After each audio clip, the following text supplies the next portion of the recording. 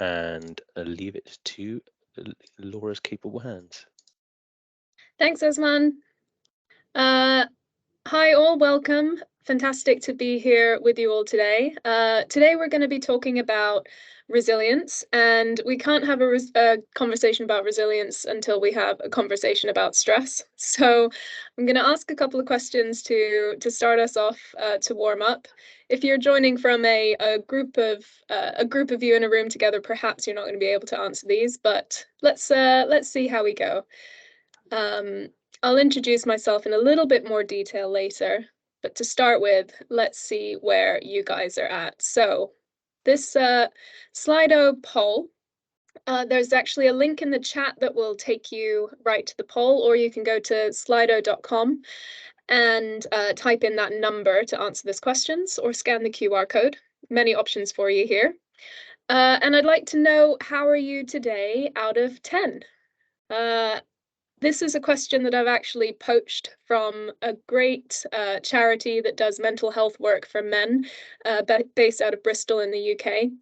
And I really love this question because it's very easy for us to say, oh, how are you? Are you all right? And it's very easy for us to say, yeah, fine.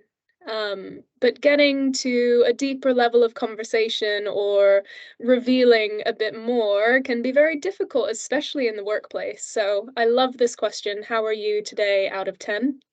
And we're seeing here that there's a little bit of a mix across the board. So thank you for your honesty here. And the truth is that, human emotions and human stress and capability to manage stress varies from day to day. So some days you might be a 10, like our 7% over here, and some days you might be a 5 or less. I'm here today to share with you a few strategies on how to get a bit more self-awareness on where you are on this scale. But also how to build not just the ability to manage stress in the moment, but long-term capability to build resilience. So I'm going to move on to another question here. We've had a few responses there. Thank you for that. So what's the biggest thing that causes you stress? This is an open chat. If you refresh the page, the question should change for you. And just a few words or a sentence here on, when you do feel stress, what does it tend to be? What's the biggest thing that causes you stress? I'll give you a couple minutes to to have a think and type that in. So we're seeing a lot of work and workload deadlines. And in the UK, at least, it's 64% of people who are experiencing stress contributed to workload. So we're seeing pressure, we're seeing workload, a little bit of family, clients, changes in deadline, regulation changes. That's a really topical one. And I'll give you just a couple more minutes to see if there's any other themes that evolve.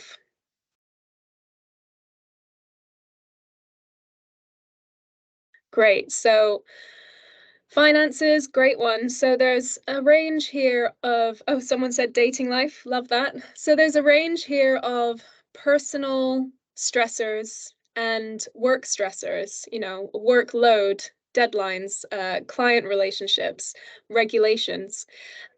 And the truth is, we all just have one tank of energy to pull from, but all of these things in our life that is pulling from, that is tapping from that energy tank. The money, the work, the client relationships, the relationships in your personal life, all of that is pulling energy from just one pot that you have. So last question here before we get started. What does resilience mean to you? So I'm sure many of you would have heard this word before, maybe in different contexts, but I'm curious what this means to you. And this is just going to be a word cloud, so one word or two words. And I think you can add multiple words in sequence.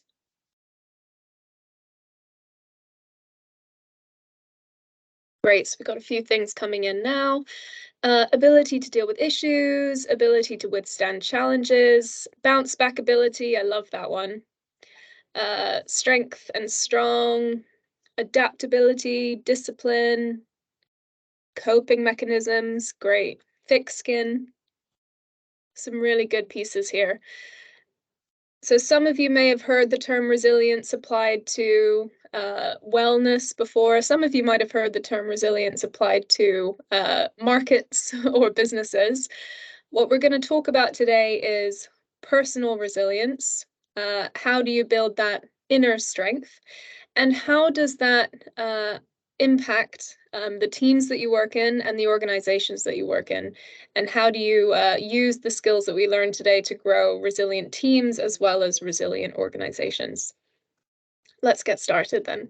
Thank you for your engagement there. So this is me. My name's Laura Aiken. I'm a consultant, a coach, and a specialist in resilience. I focus on neuroscience-backed techniques to manage stress and build resilience. I spent 10 years in engineering and construction, working in the UK, Australia, and the US. And throughout that time, I always had an interest in team dynamics, in leadership, and how diversity and inclusion sort of cross-sectioned with wellness and employee experience. So in 2020, I moved out of engineering and moved into consulting.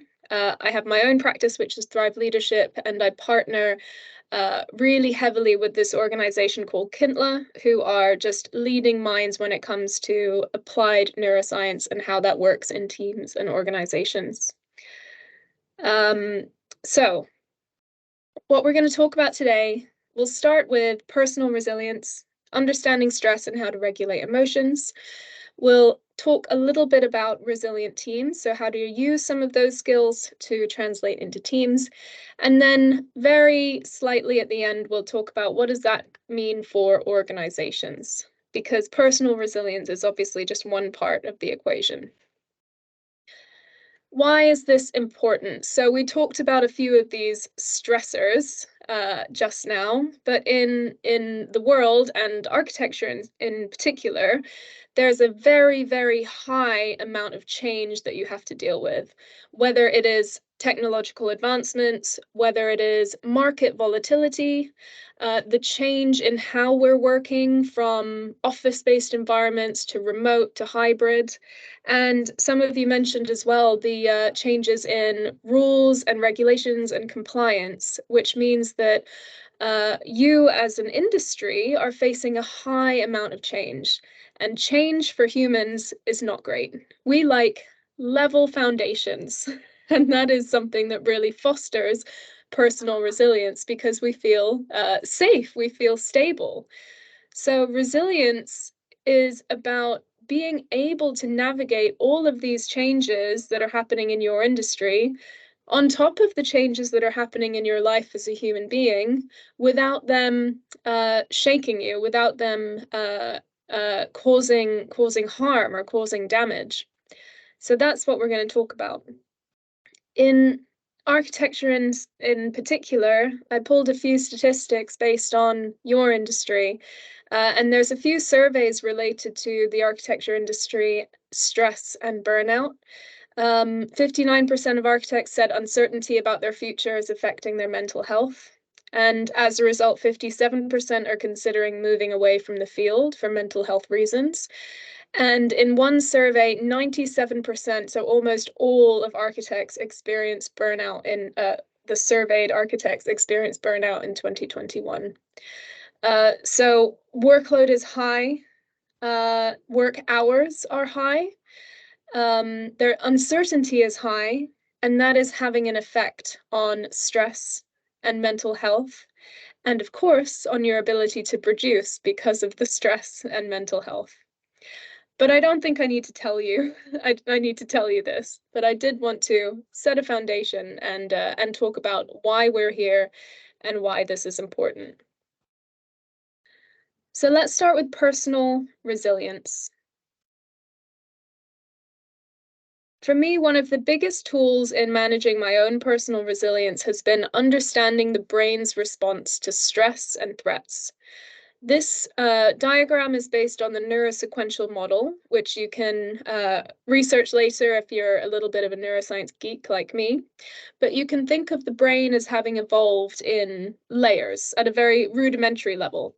You've got the oldest part of your brain, your primitive brain, which is responsible essentially for keeping you alive. That's the unconscious and automatic functions of your body. And then the higher parts of your brain, the things that evolved over time, like the cortex, that's your thinking brain. So that is where you do a lot of your, creative thought, your analytical reasoning, your, processing, your problem solving. However, when you're under stress, the primitive brain, that's the part that's responsible for automatic and unconscious reactions, interprets stress as a threat. And because all of your signals sort of come from the bottom up, so they come from like the sensory signals that your body picks up, and your brain, your primitive brain, detects a threat and shuts off all the input to the rest of the brain. Some of you might have heard this before, like termed as a brain hijack. So your primitive brain takes over, which means when you're in a state of stress, your brain thinks you're under threat, and it has diverted all of its attention to keeping you alive. It doesn't know the difference between a saber-toothed tiger in the wild and a nasty email or an approaching deadline. What does that mean for your thinking? If you are shut off from the thinking brain, it means you can't access that part of your brain that's responsible for problem solving, creativity, analytical thought, like complex reasoning. It's just not possible because your primitive brain has hijacked the rest of the brain function. And in some studies that we've done, we can see that when you're under stress, your IQ can actually half. So imagine showing up to work with half of your capacity and your team showing up to work with half of theirs. For the purposes of this conversation, I'm going to split these two into zones. Let's call the thinking brain the green zone and the primitive brain, the stress response, the red zone. And let's have a look at that and how that impacts performance. So all of us have a peak level of, we'll call it stress, or you can call it energy or input or excitement. A peak level of stress that means we are engaged, we're regulated, we're present, we're alert. However, when stress increases, that's when you start to move down this curve towards the red zone. Anxious, frustrated, alarmed, and as you do so, performance decreases. There's another zone called the gray zone over on the left side of this chart, and that's essentially when stress is so low that you are checked out. It's tired, distracted, repetitive tasks. That's when you get disengaged and performance can decrease there as well. This curve will look different for different people. Some people have a huge capacity for the green zone and then drop very quickly into the red zone when something happens, when they're triggered. And some people, prefer to work at different stages. So me, for example, I really quite enjoy a deadline. So I think I'm kind of peak somewhere in this little orange zone here. But essentially what it is performance adjusts with your stress level. And the biggest thing you can do is be aware of your stress and your triggers. So we're going to do a little exercise here. And depending on where you are, maybe you can close your eyes or just focus on something in front of you on your desk. And I just want you to bring to mind a time where you have felt stress, where you felt triggered, where you've been in that red zone. And just notice, kind of replay what happened. Notice what happens in your body as you replay that. There's a lot of sensory information in our body, hunched shoulders or tight jaw. So just get a feel for, is there any sort of change in your body as you reflect on that state of red zone? Maybe you have more of a thought process that happens in that red zone. Maybe it's, spiraling thoughts or ruminating on the problem. Or maybe nothing happens and it's just a bit more of an emotional response and you feel frustrated, angry, maybe even fearful.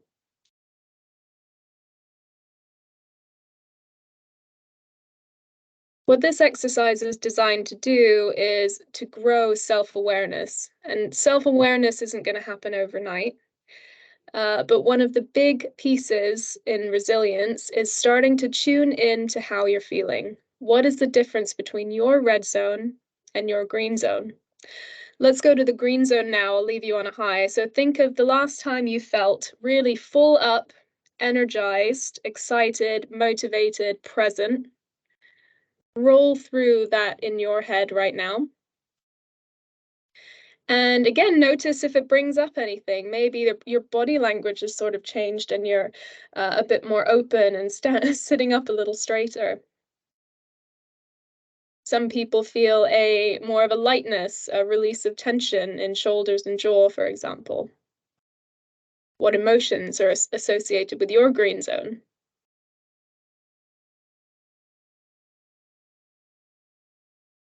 So resilience essentially is understanding the difference between your red zone and your green zone and working to regulate in the moment when you find yourself in the red zone, but also build longer term habits to prolong that green zone. When you find yourself in the red zone, there's 3 regulation methods which can help shift your state from red zone into green zone. The first is bottom up, and this is all around managing your body and physical stress, essentially to send a signal to that primitive brain that you're safe. That could be things like walking, breathing, eating, physical exercise, anything that engages your senses. Top down is around shifting your thinking. So this is kind of like kick-starting the thinking brain to lift yourself out of that red zone response. This can be things like making a list, making a plan, putting things into perspective, thinking long term, thinking big picture. It's these sort of growth mindset tools that help you come out of ruminating. And the final piece is relational. So this is something that in our, the trend away from office work has suffered a little bit. Positive and meaningful interactions with others help us feel more safe, more secure, and build long-term resilience. So, question for you, and you can drop it into the chat. What makes you feel better when you're stressed? What makes you feel better when you're stressed? And bonus points if you can put it in one of these zones. Is it bottom up, top down, or relational? I'll give you a few minutes to do that and swap back to the chat here. Apologies if my response is a little slow. I'm looking at the other screen. Great, let's hear from you guys in the chat. What makes you feel better when you're stressed? And what bucket does it fall in? Is it bottom up, top down, or relational? We have Usman chiming in here, cycling, walking, meeting friends.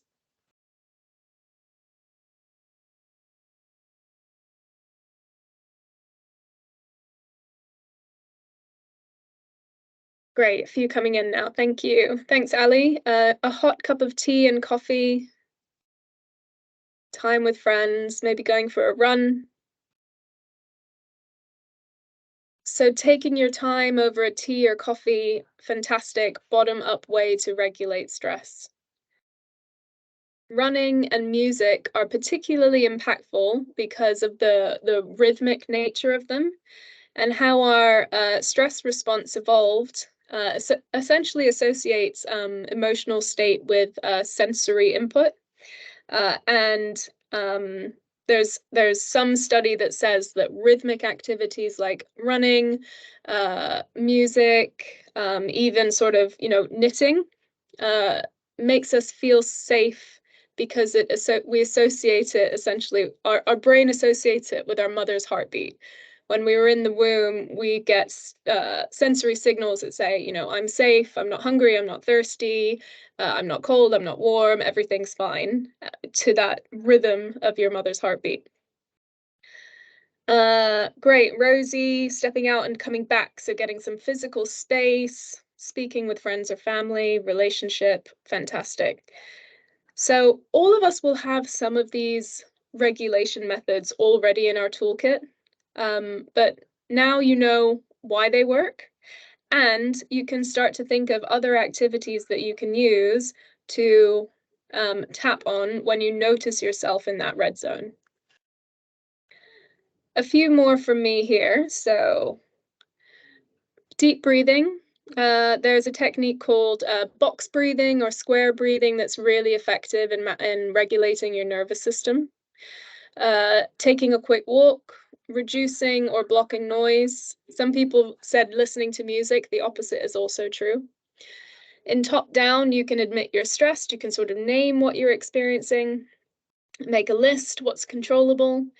And in relational, you can look at, you know, what are some quick positive interactions, asking others for help or advice, or a casual, friendly chat.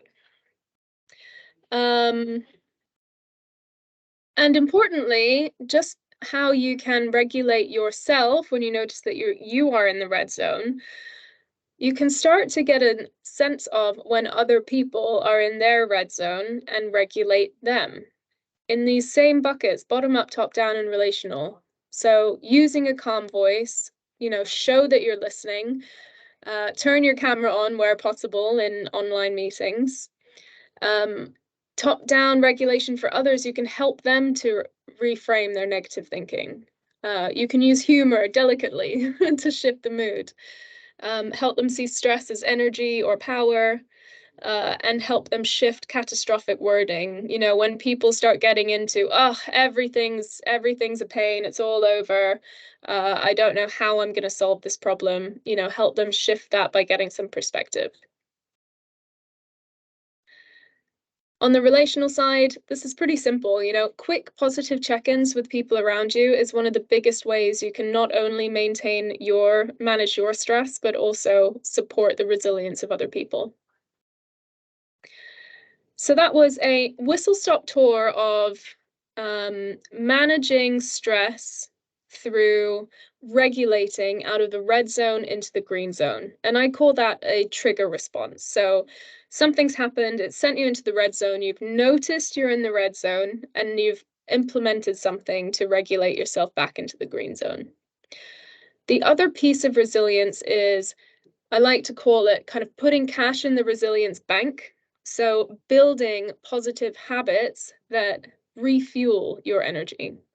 And again, those habits can be bottom up, top down, and relational. I'm going to talk through a few, and then I'd love to hear from you on what some of your habits are. So if you'll remember, bottom up is around the body, top down is related to the mind, you know, mindset techniques, and relational is social.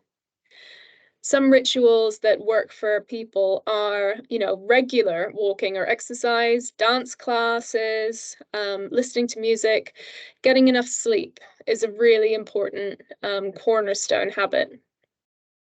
Habits around building resilience in the top-down category could be meditation, making a list, a routine around journaling or reflection day to day.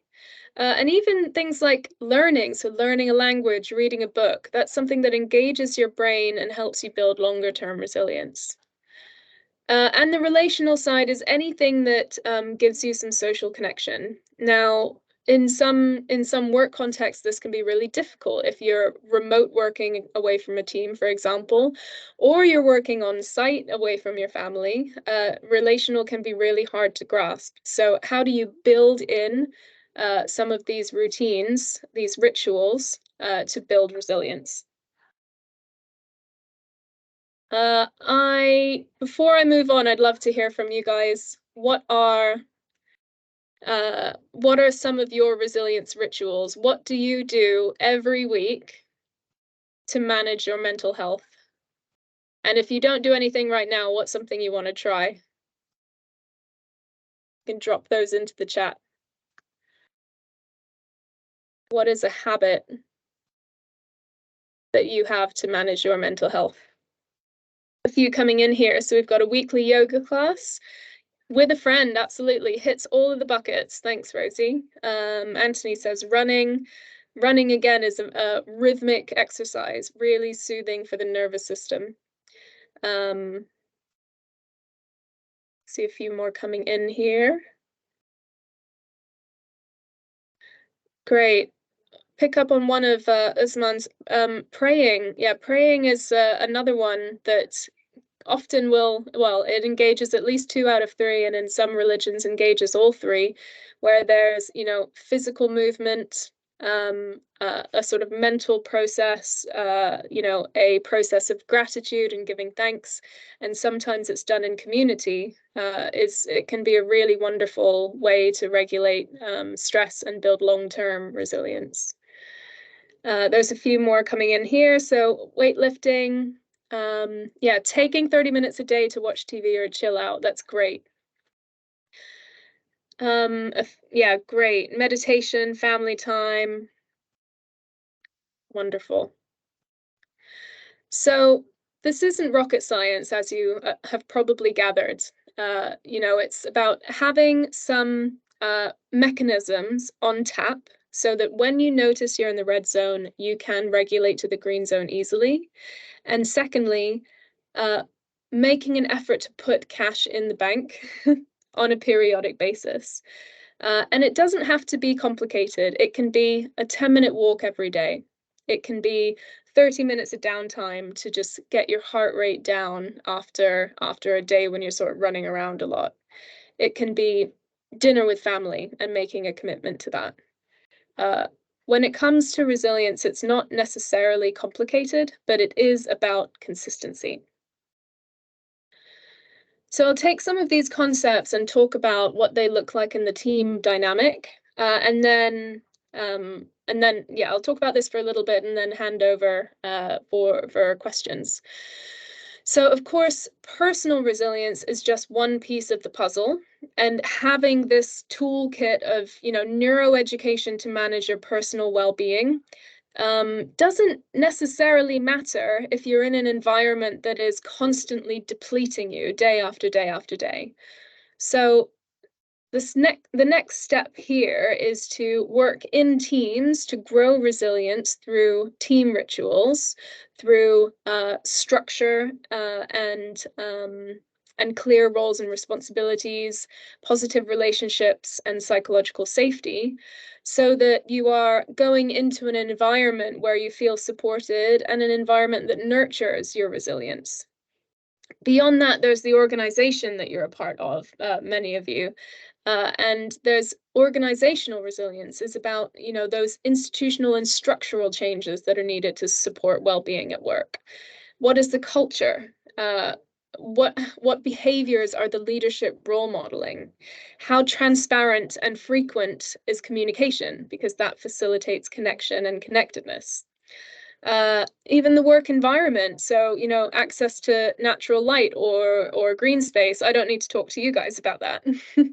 and then policies, procedures, and benefits. So what's written down in terms of policies that help support people. This would take me weeks to cover, and in my work with organizations, it does take weeks or often years to create cultural change around organizational resilience. So for now, I'm going to focus on what we on this call can impact, which is team. So team rituals, just like you can implement regular habits to put cash in your resilience bank, you can implement simple rituals to build positive team relationships. Again, in these categories of bottom up, top down, and relational. I'll give you some ideas, and then I would love to hear from you guys on what could work for you. So bottom up, using your body to manage the physical symptoms of stress, walking meetings rather than sitting down, engage the body, create that, rhythmic regulator, and have a conversation at the same time. Coffee mornings, exercise challenges, or even just eating meals together, or having a cup of tea together. Top-down team rituals are things that engage the mind. So, how often are you working together on longer-term strategy, for example, or learning and development, like this session here today? How often are you supporting people to have focus time and not being pulled into meetings? Research and reading and learning is a big piece of this, and even providing access to coaching or mentoring, so that individuals in the team can cultivate that growth mindset ability. Finally, relational seems fairly simple, but it's amazing how little teams really put intentionality into this. It doesn't have to be big blowout team builders. It can be icebreakers. It can be inclusion moments in meetings, which I use. Essentially, they're a get to know you question at the top of a meeting.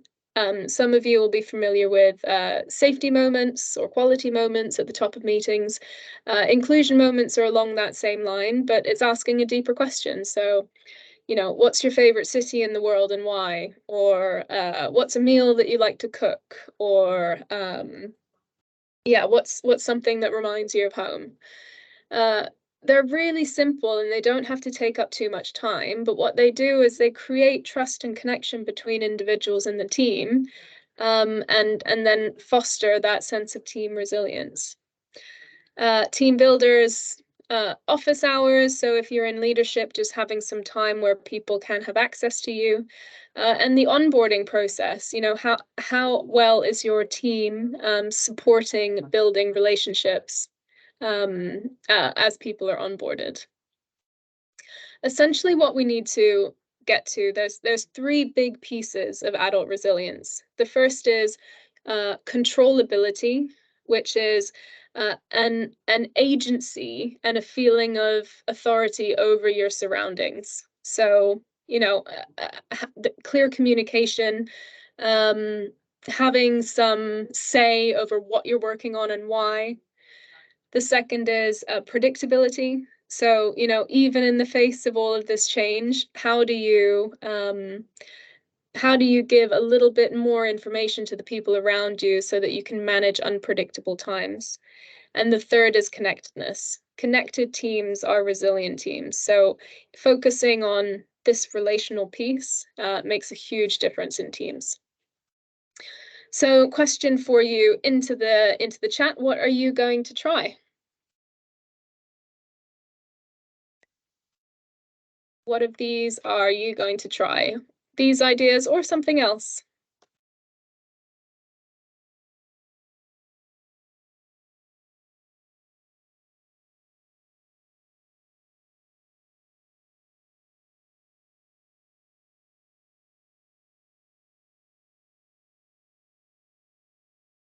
All right, seeing some come in. Improved onboarding, team building would be great to add. Inclusion moments sound good. Team drinks after work, socials, absolutely. It's again, not necessarily rocket science, but focusing on that connectedness in teams can really help create a sense of security, which builds long-term resilience. Any other ideas here? Things you want to try in your team?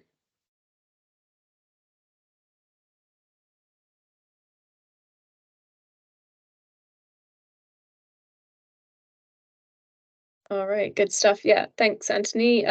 Training, yeah, the learning and development piece is really important too. Giving people access to training helps them sit in that learning part of their brain rather than the stress, the fight or flight response, stress response part of their brain. And Sorwar Ali is going to try coffee mornings as well. Great. Last piece here before I wrap up. Awareness makes a difference. So in my work in Europe, in the Middle East, and in the States. Uh, this stuff that we're talking about, we can call it neuroeducation, understanding how your brain responds to stress, and some neuroscience-backed techniques to regulate stress. It makes a difference. It's simple but effective. And one very simple way that you can make a difference is just through awareness. So this is a survey from a construction workforce of about, it was 8,000 people at peak. And we just asked them a series of questions on their experience of the workplace. And those who knew about the emotional zones, so those who understood the difference between red zone and green zone, reported a more positive experience across all of these categories. This is just a subsection, including, supervisor, engagement, conflict resolution, relationships, safety. So we're talking about stress, we're talking about resilience in a way to manage stress, but we saw how stress impacts performance and cognitive function.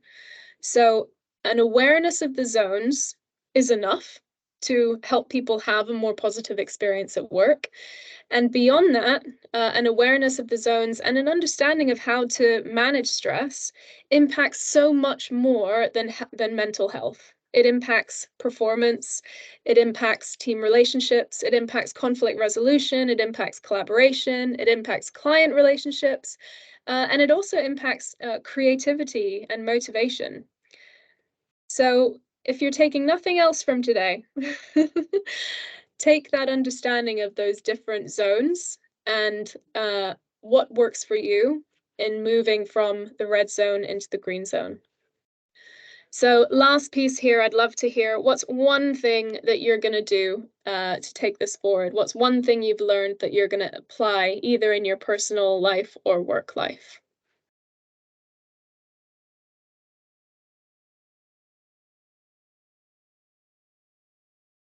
And as those are coming in,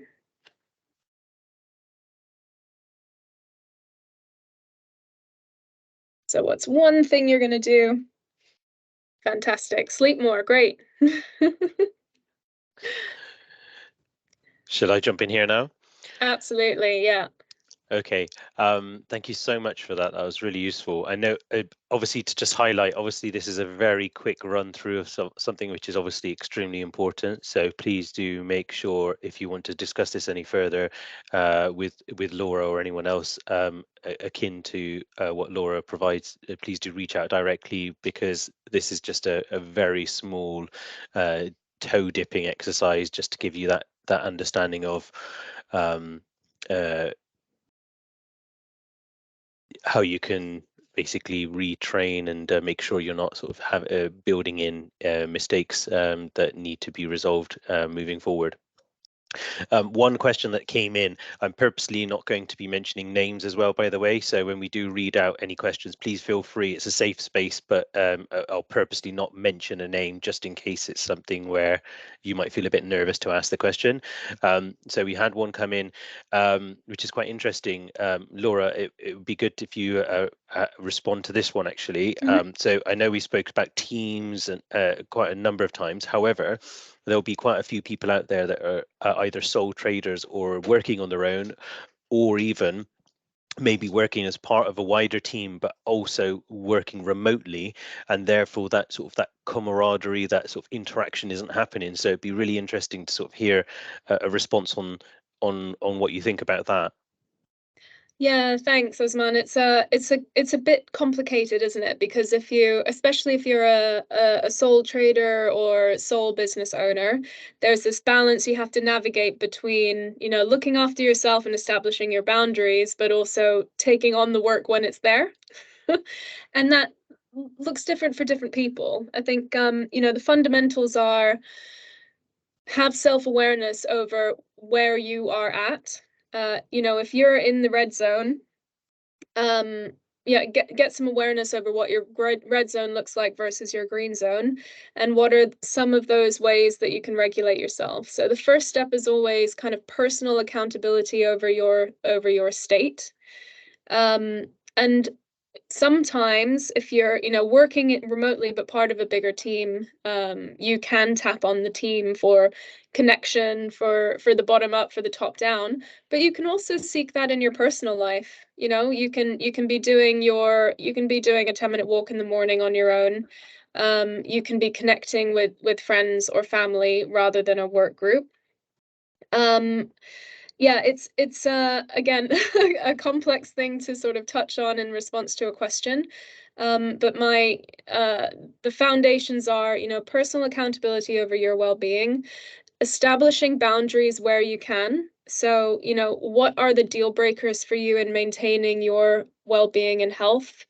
Is there a cutoff time in the evening? Is it a certain number of hours of sleep? Is it a workout habit? um, and stick to those boundaries, because you saw the performance curve. If you're working in the red zone, you're working half as effectively. So it's much better to prioritize a little time to look after yourself. And then I guess to build on that, obviously there could be a situation where someone is feeling extremely tired or lethargic, or even actively feeling stressed. And I'm guessing obviously the first thing is actually accepting that that's where you might be, and taking that on, and then seeking various ways into trying to resolve that. Obviously, potentially reaching out to someone like yourself, maybe reaching out to a friend, family, or actually just taking out a minute, as you mentioned, in multiple methods, listening to music, going for walks, etc. But yeah, if you could build on that, that'd be great as well. Yeah. In cases of severe, unmanageable chronic stress, where a lot of people, where it's starting to impact things like energy levels, um, and fatigue, difficulty sleeping, that means that it's, you've been pushed so far along that curve, that, you're having trouble putting supplies back in the tank to get to the green zone.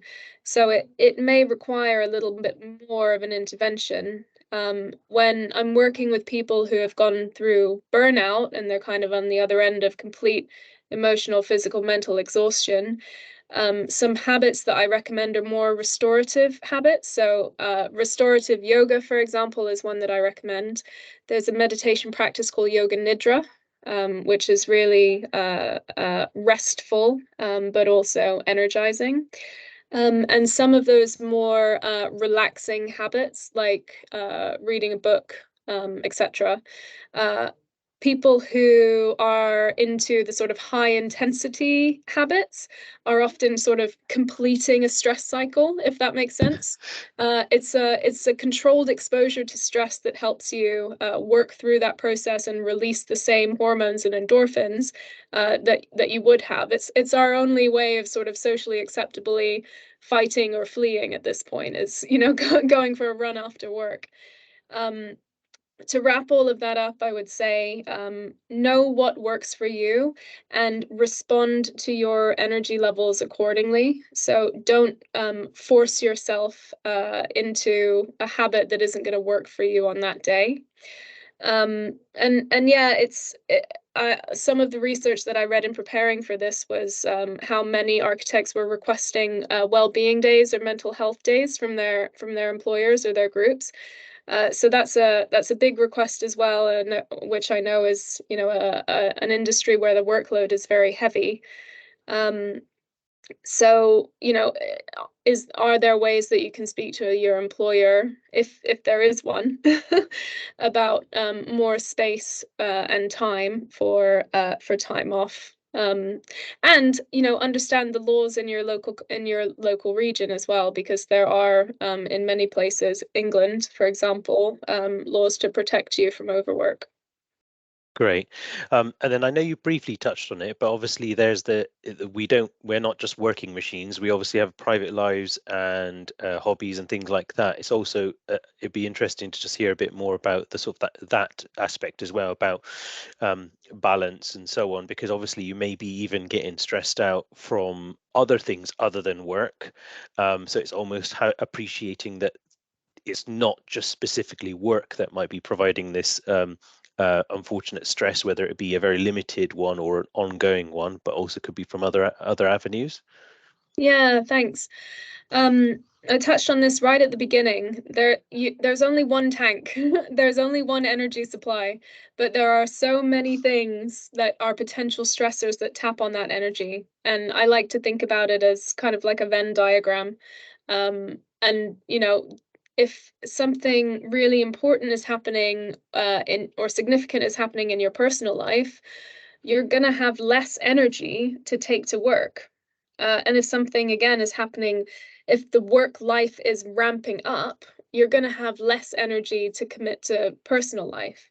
And it's that whole analogy of burning the candle at both ends. So again, self-awareness is key. If there's a higher demand on one side, the demand has to decrease on the other side. Otherwise, you empty out, and then you're no good to anyone. Um, I hate to put all of this on the individual, but for the context of this presentation, we're kind of talking to individuals about their accountability.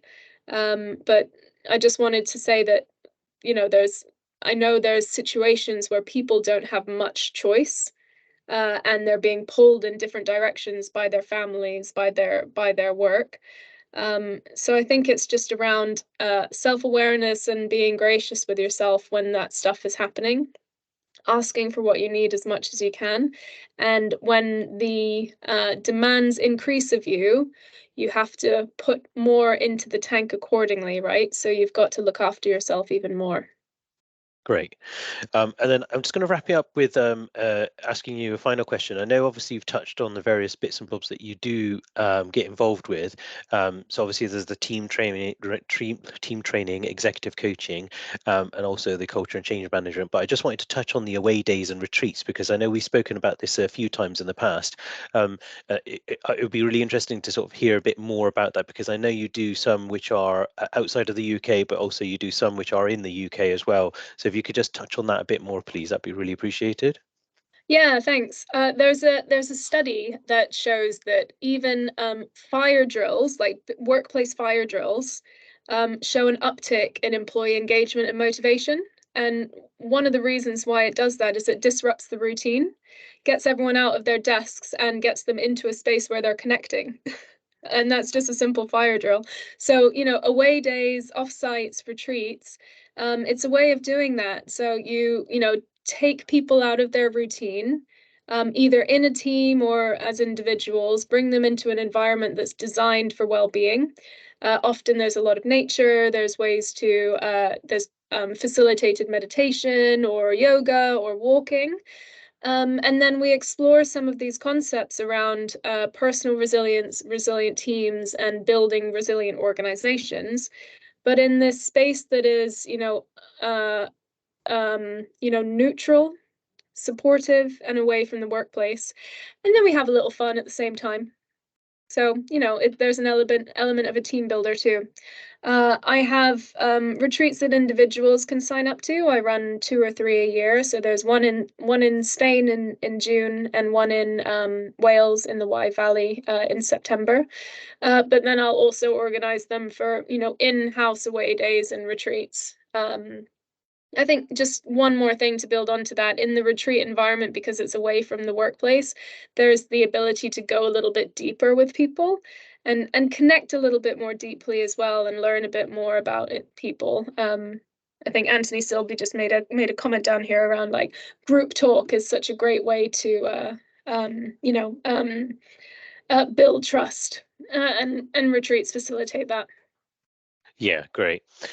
So that's been absolutely amazing. Thank you so much for that, Laura. I hope everyone's found that extremely useful and have at least got some tools to go away with to broaden their understanding and maybe sort of do some self-reflection. What I'm